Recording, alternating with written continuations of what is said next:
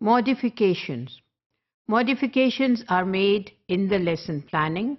They can be made in an activity, and they can also be made while assessing people or a final exam where the students are going to be graded. So modifications are possible at all levels.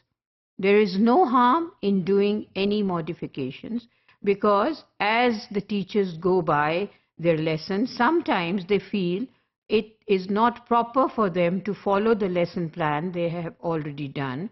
So they can think of it that they should modify it. There is no harm in doing that. But it is very important that whatever modification the teacher makes at the spur of the moment, or even before doing the lesson, she needs to see whether this modification is not creating any problem or disturbance with the rest of the lesson. Because modification done at one level has to have a link with the rest of the lesson. Therefore, she needs to be careful that if she is making any modification, it should not be disturbing the link of the rest of the lesson, and it is not creating any kind of confusion for the students to make a link of the modification to the rest of the lesson. Also, sometimes modifications are made by people who are observing the lesson. It is not a good practice for the observer to tell the teacher to modify the lesson while she is instructing, because there is a possibility that the teacher herself may become confused, and this would result in a confusion for the students as well. So it is a good practice, if the observer thinks that something needs to be modified, she writes it down for the teacher to follow it, maybe in the next period or also maybe on the next day.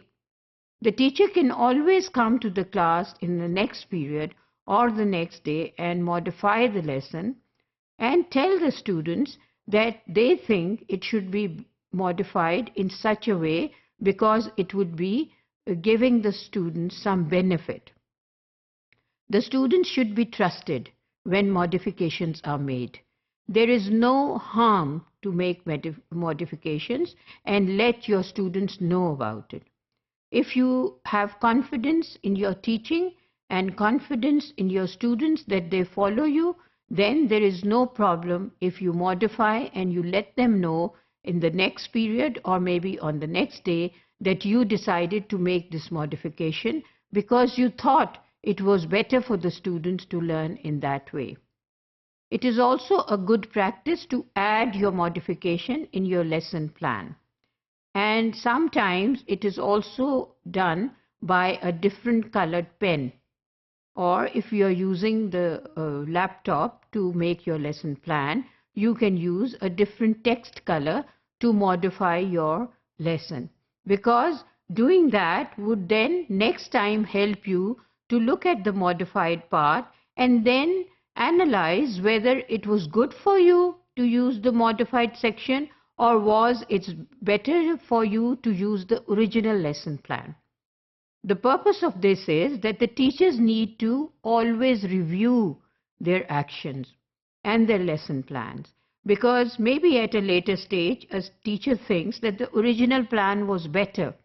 So the modified part should be made in a colored form so that the next time the teacher plans to use the same lesson, she can look at both the parts, the original one and the colored one. The colored one which was modified.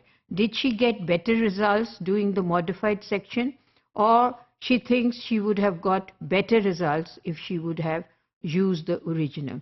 So a continuous review of these lesson plannings is very important for the teachers to look at, and also they should be discussed in the staff meetings so that such information is shared by the other staff members also, whether the modifications made were useful or not, and whether these modifications should be used by other staff members.